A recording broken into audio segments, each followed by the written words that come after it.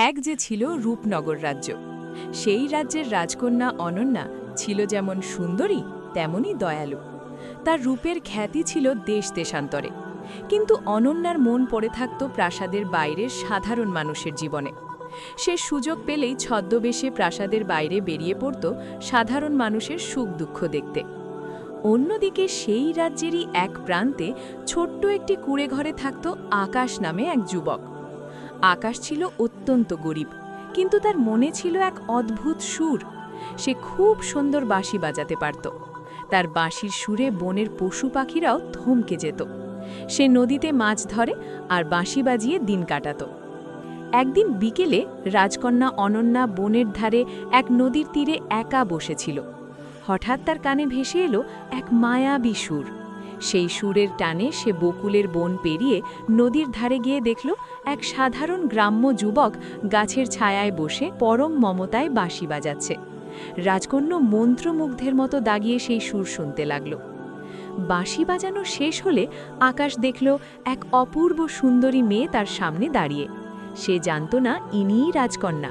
সে সহজভাবে বলল, আপনি কি পথ হারিয়েছেন? এই গভীর বনে কেন এসেছেন? অনন্যা মৃদু হেসে বলল, তোমার বাঁশির সুর আমাকে এখানে টেনে এনেছে। আমি কোনোদিন এত সুন্দর সুর শুনিনি। এরপর থেকে শুরু হলো তাদের দেখা হওয়া। অনন্যা প্রায়ই তার দামি পোশাক ছেড়ে সাধারণ সাজে আকাশের কাছে চলে আসত। আকাশ তাকে বনের ফলমূল খাওয়াতো, নদীর গল্প শোনাতো আর বাঁশি শোনাতো।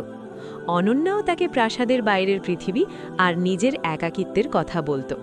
তারা একে অপরের প্রেমে পড়ে গেল, যদিও আকাশ জানত না সে আসলে কার প্রেমে পড়েছে। কিন্তু সুখের দিন দীর্ঘস্থায়ী হল না। একদিন রাজকন্যার বাবা রাজা বিক্রমাদিত্য অনন্যার বিয়ের ঘোষণা করলেন পাশের রাজ্যের এক অহংকারী রাজপুত্রের সাথে। অনন্যা কান্নায় ভেঙে পড়ল। সে বুঝতে পারল এবার তাকে সব সত্যি বলতে হবে। সেদিন রাতে অনন্যা চুপি চুপি আকাশের কাছে গিয়ে সব খুলে বলল। সে যে রাজকন্যা এবং তার বিয়ে ঠিক হয়েছে সব শুনে আকাশের পায়ের তলা থেকে মাটি সরে গেল। সে বলল, আমি এক নগণ্য বাঁশিবালা আর তুমি রাজকন্যা। আমাদের মিলন অসম্ভব। তুমি রাজপ্রাসাদেই ফিরে যাও। অনন্যা আকাশের হাত ধরে বলল, ভালোবাসা কোনো পদবি বা সম্পদ জেনে না, আমি তোমাকেই চাই। খবরটা জানাজানি হতে দেরি হলো না। রাজার কানে পৌঁছালো যে তার একমাত্র মেয়ে এক গরিব বাঁশিবালার প্রেমে পড়েছে। রাজা রেগে গিয়ে আকাশকে বন্দি করার আদেশ দিলেন। আকাশকে রাজদরবারে নিয়ে আসা হলো। রাজা গর্জে উঠে বললেন, তোমার এত সাহস?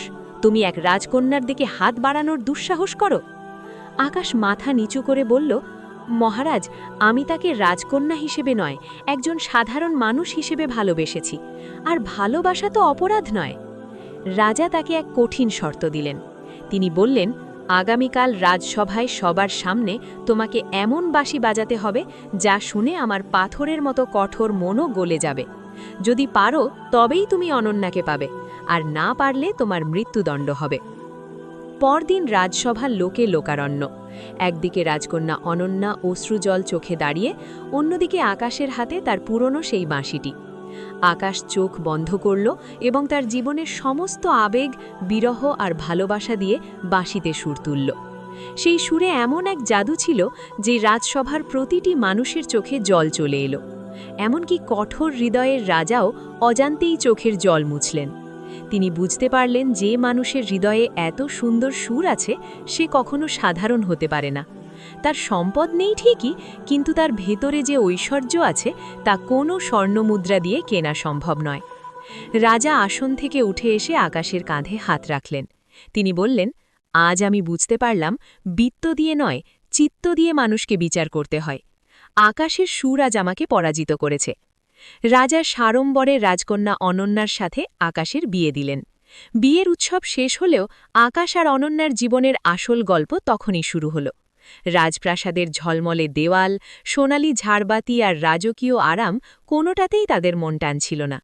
তারা বুঝেছিল ভালোবাসা শুধু একে অপরকে পাওয়া নয়, ভালোবাসা মানে মানুষের পাশে দাঁড়ানো। রাজা বিক্রমাদিত্য তাদের ইচ্ছার কথা শুনে প্রথমে অবাক হলেন। রাজকন্যা হয়েও অনন্যা প্রাসাদ ছেড়ে সাধারণ মানুষের মাঝে থাকতে চায়। কিন্তু আকাশের বাঁশির সুর যেমন তার মন গলিয়েছিল, তেমনি অনন্যার চোখের দৃঢ়তা তাকে নীরব সম্মতিতে মাথা নত করতে বাধ্য করল। রাজ্যের এক প্রান্তে নদী আর বনের মাঝখানে তারা একটা ছোট্ট আশ্রম গড়ে তুলল। সেখানে কোনো প্রাচীর ছিল না, কোনো পাহারা ছিল না। যে কেউ আসতে পারত, নিজের দুঃখ কথা বলতে পারত। আকাশ প্রতিদিন ভোরে বাঁশি বাজাত। সেই সুরে মানুষ কাজে বেরোত, শিশুরা হাসত, ক্লান্ত কৃষকের মনে নতুন শক্তি আসত। অনন্যা গ্রামের মেয়েদের পড়াতে শুরু করল। যে রাজকন্যা একসময় সিল্কের শাড়ি পরত, সে এখন খালি পায়ে কাদা মাড়িয়ে শিশুদের হাত ধরে অক্ষর শেখাত। কিন্তু সুখের আলোয় সবসময়ই কিছু ছায়া লুকিয়ে থাকে। পাশের রাজ্যের সেই অহংকারী রাজপুত্র অপমান ভুলতে পারেনি। সে শুনল এক গরিব বাঁশিওয়ালা রাজকন্যাকে বিয়ে করে রাজ্যের মানুষের হৃদয় জয় করেছে। তার অহংকারে আগুন জ্বলে উঠল। সে গোপনে রূপনগরের সীমান্তে অশান্তি শুরু করল। ফসল জ্বালিয়ে দেওয়া, নদীর জল আটকে দেওয়া, গ্রাম লুট করা। একদিন সন্ধ্যায় আহত এক কৃষক আশ্রমে এসে পড়ে গেল। তার মুখে কাঁপা কাঁপা স্বর, "রানীমা, আমাদের গ্রাম পুড়ে গেছে।" অনন্যার চোখে আগুন জ্বলে উঠল। সে বুঝল শুধু ভালোবাসা আর সুর দিয়ে সব যুদ্ধ জেতা যায় না। আকাশ তার কাঁধে হাত রেখে বলল, "যুদ্ধ যদি করতেই হয়, আমরা করব মানুষের মন দিয়ে।" পরদিন আকাশ রাজ্যের এক প্রান্ত থেকে আরেক প্রান্তে ঘুরে বাঁশি বাজাতে লাগল। সেই সুর আর আগের মতো শুধু প্রেমের নয়, সেখানে ছিল প্রতিবাদ, সাহস আর ঐক্যের ডাক।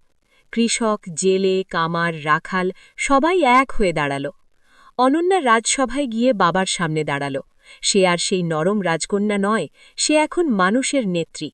"বাবা, রাজ্য শুধু সিংহাসন দিয়ে চলে না, রাজ্য চলে মানুষের ভালোবাসায়। আজ সেই ভালোবাসাই বিপদে।" রাজা বিক্রমাদিত্য নিজের ভুল বুঝতে পারলেন। তিনি সেনা পাঠালেন, কিন্তু এই যুদ্ধে জয়ের আসল চাবিকাঠি ছিল আকাশের বাঁশি আর অনন্যার নেতৃত্ব। শেষ পর্যন্ত অহংকারী রাজপুত্র পরাজিত হল, তলোয়ারে নয়, মানুষের ঐক্যে। বছর পেরিয়ে গেল। আকাশের বাঁশির সুর আজ শুধু রূপনগরে নয়, দূর দূরান্তে ছড়িয়ে পড়ল। মানুষ বলত, যেখানে অন্যায় সেখানেই শোনা যায় এক বাঁশির ডাক। আর অনন্যা কি? সে আর শুধু রাজকন্যা নয়, সে হয়ে উঠল জননী রানী, যে মুকুট পরে শাসন করে না, মানুষের হৃদয়ে বাস করে। আকাশ আর অনন্যার সংসারে এক শুভ ভোরে জন্ম নিল এক পুত্র সন্তান। শিশুটি জন্ম নিতেই আশ্রমের চারপাশে যেন অদ্ভুত শান্তি নেমে এলো। বাতাসে ভেসে বেড়াল বাঁশির মতো মধুর সুর, নদীর জল ঝিলমিল করে উঠল। শিশুটির নাম রাখা হল সূর্যদীপ, কারণ সে ছিল সুর আর আলোর মিলন। বড় হতে হতে সূর্যদীপ বাবার কাছ থেকে শিখল বাঁশির ভাষা, আর মায়ের কাছ থেকে শিখল মানুষের ভাষা। সে বুঝতে পারল, সুর শুধু কান ছুঁয়ে যায় না, হৃদয় জাগায়। শিশুটির একটুখানি হাসিতেই ক্লান্ত মানুষের চোখে আশার আলো জ্বলে উঠত। একদিন খরার সময় যখন রাজ্যের মানুষ হতাশ, সূর্যদীপ নদীর ধারে দাঁড়িয়ে প্রথমবার বাঁশি বাজাল। সেই সুরে মানুষের মনে ফিরে এলো সাহস, আর কিছুদিন পরই আকাশ ভেঙে বৃষ্টি নামল। লোকেরা বলল, এই শিশু আশীর্বাদ। সময় গড়িয়ে সূর্যদীপ হয়ে উঠল রাজ্যের পথপ্রদর্শক। সে কোনো সিংহাসনে বসেনি, কিন্তু তার কথা সবাই শুনত, কারণ তার কণ্ঠে ছিল মায়ের মমতা আর বাবার সুর।